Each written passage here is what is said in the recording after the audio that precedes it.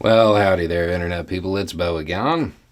So, today we're going to continue our conversation that's been going on the last couple days. Talk a little bit more about tensions in the country because I got another message and it's got some unpleasant stuff in it. We're going to skip over that. I've been listening to you talk about race the last few days, and while you bring up some good points, you seem to not understand how radical black people have become. They aren't seeking the equality Martin Luther King spoke of. They want everything changed. I listened with an open mind, maybe start a dialogue with your black viewers and ask them why they've strayed so far from the original vision and keep demanding more. You think what you hear today is radical, huh? Nah, not at all. Not at all. I'll give you radical if you want, though. White Americans must recognize that justice for black people cannot be achieved without radical changes in the structure of our society. Whites, and we need to say this frankly because they're not putting any effort to re-educate themselves out of their racial ignorance. It's an aspect of their sense of superiority that the white people of America believe they have, well, so little to learn.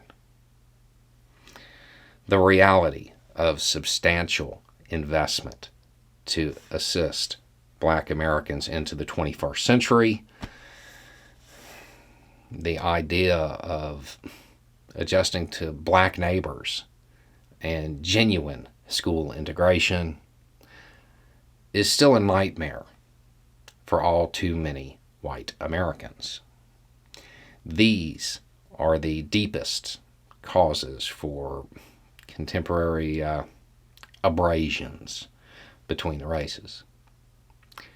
Loose and easy language about equality, resonant resolutions about brotherhood. Yeah, they fall pleasantly on the ear and all that. But I would imagine for them, there's a little bit of a credibility gap, something they can't overlook.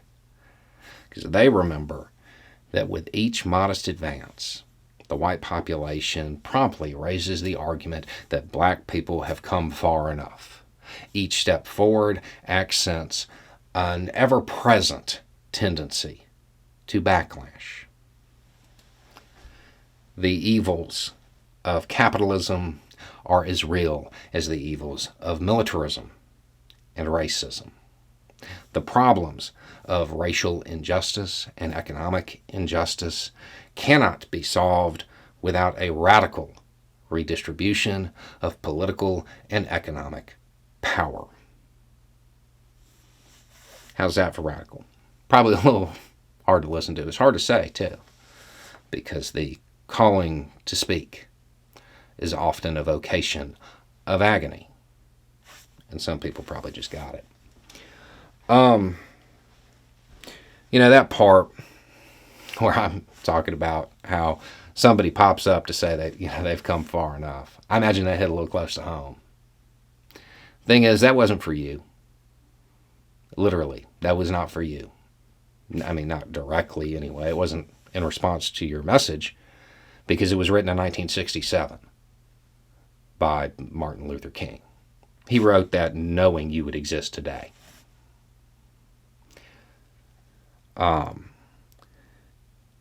You might want to think about the fact that everything I just said, with the exception of when my hand was in the frame, was a quote from him in 1967.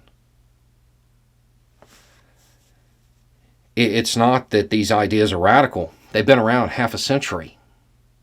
I had to make minor changes to it because, he used a word for black people that I don't. And I had to change 20th century to 21st century because it's taken that long. They're not demanding more. It's the same thing for half a century. Maybe you should do a little bit of reading and find out what that original vision really was, because it is way more than I have a dream. Anyway, it's just a thought. Y'all have a good day.